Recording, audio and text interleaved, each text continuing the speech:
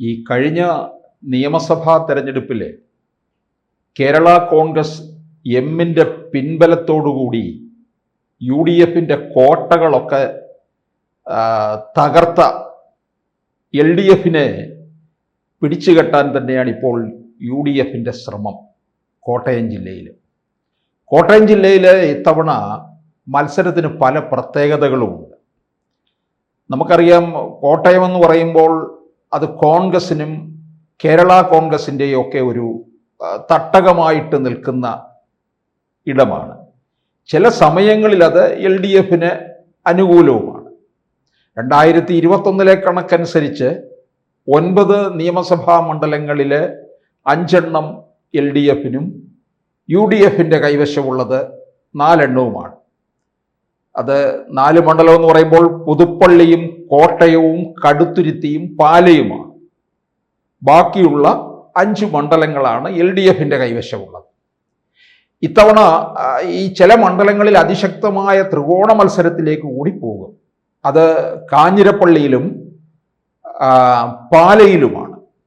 പാലയിലൊക്കെ മത്സരം ഇത്തവണ പൊടി പാറുമെന്നുള്ളതാണ്.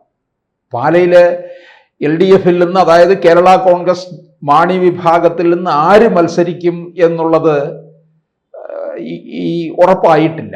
ജോസ് കെ മാണിയാണോ? ജോസ് കെ മാണി നിന്ന് ഒരു തവണ പരാജയപ്പെട്ടു, ഇനിയും പരാജയം ഏറ്റുവാങ്ങാനുള്ള ശേഷിയുണ്ടോ എന്നും ആലോചിക്കുന്നുണ്ട്. അതോ നിഷയായിരിക്കുമോ മത്സരിക്കുക എന്നുള്ള ചോദ്യം ഉയരുന്നുണ്ട്.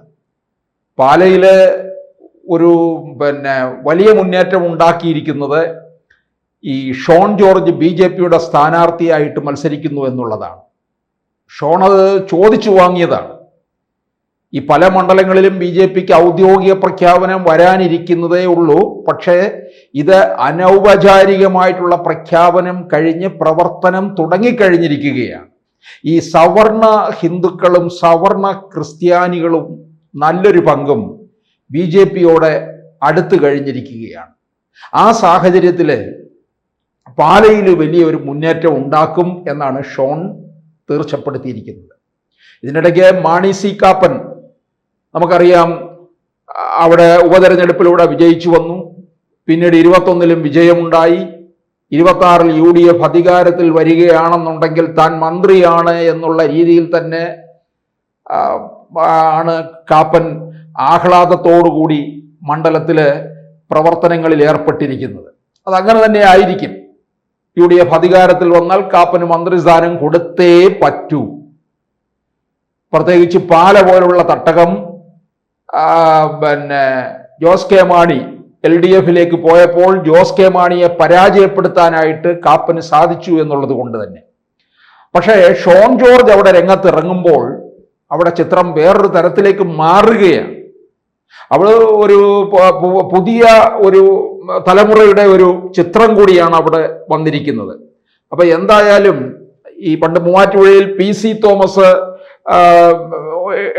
ഉണ്ടാക്കിയെടുത്തിട്ടുള്ള ഒരു അംഗീകാരവും നേട്ടവും ഉണ്ടല്ലോ, അത്തരത്തിലുള്ള ഒരു മത്സരത്തിലേക്കാണ് കാര്യങ്ങൾ പോകുന്നത്. പിന്നെ അതുപോലെ തന്നെ ഈ കടുത്തുരുത്തിയും പുതുപ്പള്ളിയും കോട്ടയം ഒക്കെ ഈ UDFിന് നിലനിർത്താനായിട്ട് സാധിക്കും. പുതുപ്പള്ളിയിൽ ചാണ്ടി ഉമ്മന് MLA എന്നുള്ള രീതിയിൽ മികച്ച പ്രകടനമൊന്നും കാഴ്ചവെച്ചില്ല എന്ന് പല ഭാഗത്തു നിന്ന് ഉയരുന്നുണ്ടെങ്കിൽ തന്നെയും അത് ചാണ്ടി ഉമ്മന് തന്നെ ഉള്ള ഒരു മണ്ഡലമായി തീർന്നിരിക്കുന്നതാണ്. ഉപതെരഞ്ഞെടുപ്പിൽ നമുക്കറിയാം വലിയ വിജയമാണ് നേടിയത്. 37,700-ലധികം വോട്ടിന്റെ ഭൂരിപക്ഷത്തിലാണ് ചാണ്ടി ഉമ്മൻ വിജയിച്ചത്. അതുപോലെ കോട്ടയം എന്ന് പറയുന്നത് തിരുവഞ്ചൂരിന്റെ സ്വന്തം മണ്ഡലമായി തീർന്നിരിക്കുകയാണ്. കൂടുതൽ കാലം MLA ആയിരുന്ന ഒരു വ്യക്തിയാണ് തിരുവഞ്ചൂർ രാധാകൃഷ്ണൻ. സാധാരണ ജനങ്ങളുമായിട്ട് ഇടപഴകുന്നതിൽ അദ്ദേഹത്തിനുള്ള ഒരു പ്രത്യേക കഴിവ് തന്നെ ഉണ്ട്. അതുകൊണ്ട് ഈ തിരുവഞ്ചൂരിനെ പിടിച്ചു കെട്ടാനായിട്ട് ആരെത്ര ശ്രമിച്ചാലും അത് നടക്കുമെന്ന് തോന്നുന്നില്ല. അവരുടെ വഞ്ചി തിരുനക്കര തന്നെ ആയിരിക്കും നിൽക്കുക. CPMൽ നിന്ന് ഈ ചാനൽ ചർച്ചകളിൽ വന്നിരുന്ന അപഹാസ്യനായി മാറുന്ന അനിൽകുമാർ ആയിരിക്കും മത്സരിക്കുക എന്നാണ് അറിയുന്നത്. അതല്ലെന്നുണ്ടെങ്കിൽ സുരേഷ് കുറുപ്പ് ആയിരിക്കുമെന്നും. സുരേഷ് കുറുപ്പിന് ശരിക്കും കൊടുക്കേണ്ടത് ഏറ്റുമാനൂരാണ്. പക്ഷെ ഏറ്റുമാനൂർ VN വാസവൻ സ്വന്തമാക്കി വെച്ചിരിക്കുന്ന ഇടമാണ്. അപ്പോൾ ഈ 4 മണ്ഡലങ്ങളും ഇവർക്ക് തിരിച്ച് നിലനിർത്താനായിട്ട് സാധിക്കുമെന്നുള്ളതാണ്. പാലായും കടുത്തുരുത്തിയും കോട്ടയവും പുതുപ്പള്ളിയും. കടുത്തുരുത്തി എന്ന് പറയുന്നത് മോൻസ് ജോസഫ് മണ്ഡലമാണ്. അത് കേരള കോൺഗ്രസ് ജോസഫ് വിഭാഗത്തിന്റെ സീറ്റ് കൂടിയാണ്. മോൻസ് അവിടെ നിന്ന് ജയിച്ചിരിക്കുന്നത് 4256 വോട്ടിന്റെ ഭൂരിപക്ഷത്തിലാണ് വിജയിച്ചു വന്നത്. ആ ഭൂരിപക്ഷം ഉയർത്തി വീണ്ടും വിജയം ആവർത്തിക്കാം എന്നുള്ള ഒരു കണക്കുകൂട്ടലിലാണ് മോൻസ് ജോസഫ് നിൽക്കുന്നത്. എന്തായാലും ഏറ്റുമാനൂരും UDF പിടിച്ചെടുക്കും. കാരണം ഏറ്റുമാനൂര് കേരള കോൺഗ്രസ് ജോസഫ് വിഭാഗത്തിൻ്റെലാണ് കൊടുത്തിരിക്കുന്നത്. അത് കോൺഗ്രസ് ഏറ്റെടുക്കാനായിട്ട് തയ്യാറെടുത്തുകൊണ്ടിരിക്കുകയാണ്. അപ്പോൾ കാഞ്ഞിരപ്പള്ളിയിൽ ചിത്രം വേറൊരു തരത്തിൽ മാറുമെന്നുള്ളതാണ്. കാഞ്ഞിരപ്പള്ളിയിൽ ജോർജ് കുര്യൻ, കേന്ദ്രമന്ത്രി ജോർജ് കുര്യൻ മത്സരിക്കാൻ ഇറങ്ങുന്നതോടുകൂടി അപ്പോൾ കോട്ടയം ജില്ലയ്ക്ക് ഇത്തവണ പ്രാധാന്യം ഏറുന്നത് മറ്റൊരു തരത്തിൽ കൂടിയാണ്. അവിടെ BJPയുടെ ക്രൈസ്തവ മുഖങ്ങൾ മത്സര രംഗത്ത് നിൽക്കുന്ന ഒരു ജില്ലയാണ്. അതായത് പാലയില്, അതുപോലെ തന്നെ പൂഞ്ഞാറില് PC ജോർജും മത്സരിക്കും എന്നാണ് അറിയാൻ കഴിഞ്ഞിട്ടുള്ളത്.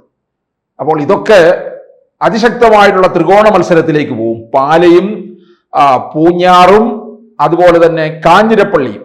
കാഞ്ഞിരപ്പള്ളിയിലെ ഡോക്ടർ N ജയരാജന്റെ മണ്ഡലമാണ് LDFിലെ. 13,700 വോട്ടുകൾക്കാണ് 2021 വിജയിച്ചത്. അപ്പോൾ ഈ ജോർജ് കുര്യൻ മത്സരിക്കാൻ ഇറങ്ങുന്നതോടുകൂടി അവിടെ വേറൊരു മാറ്റം സംഭവിക്കുമെന്നുള്ളതാണ്. പ്രത്യേകിച്ച് കേന്ദ്ര സഹമന്ത്രിയാണ്.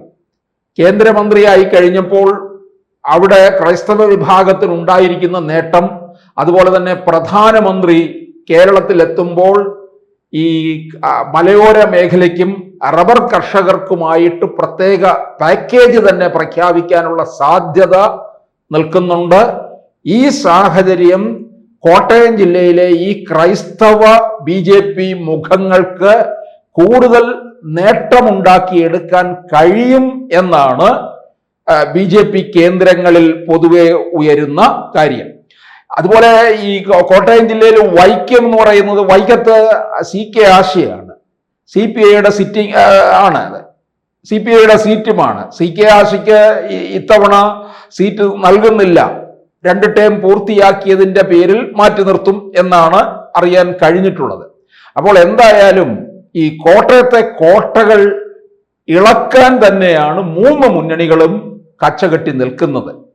UDF അവരുടെ നിലവിലുള്ള 4 സീറ്റിൽ നിന്ന് അത് വർദ്ധിപ്പിക്കാനും തക്ക മറുപടി കൊടുക്കാൻ, അതായത് 2021 ജോസ് കെ മാണിയെ കൂട്ടുപിടിച്ച് തങ്ങളുടെ കോട്ട തറ പറ്റിച്ച LDFിനെ തകർച്ചയിലേക്ക് കൊണ്ടുപോകാനുമാണ് UDF ശ്രമിക്കുന്നതെങ്കിൽ BJP കോട്ടയത്ത് ക്രൈസ്തവ ഏരിയയില് കോൺഗ്രസിന്റെയും കേരള കോൺഗ്രസുകളുടെയും ഇടമായിട്ടുള്ള ആ ജില്ലയിലേക്ക് ഒരു വലിയ കടന്നുകയറ്റത്തിനും തയ്യാറെടുക്കുകയാണ്.